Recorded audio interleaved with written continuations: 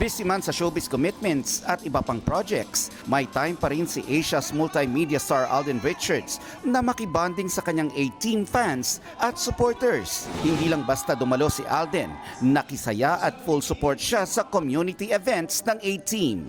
Sa panayam ng GMA News, beyond belief but grateful pa rin si Alden sa napagtagumpayan niyang triathlon relay race na kanyang sinalihan kamakailan sa Davao City.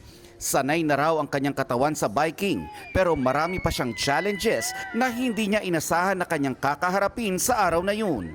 Kumapit lang daw siya sa kanyang pananampalataya at paniniwala na malalampasan niya ang ilang oras ng pagbisikleta.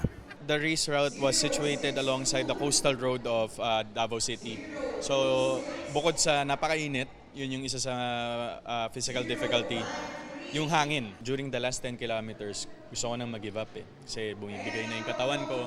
Either one, hindi ko siya tatapusin, tapos di-disappoint ko yung mga taong naniwala sa akin, and most especially, I would disappoint myself.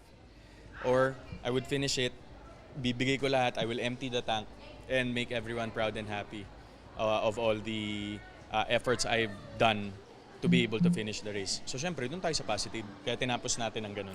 Nagre-ready na rin si Alden para sa upcoming Kapuso medical drama series na kanyang pagbibidahan soon. Pre-production is being done right now. So magkakaroon siguro kami ng StoryCon very soon.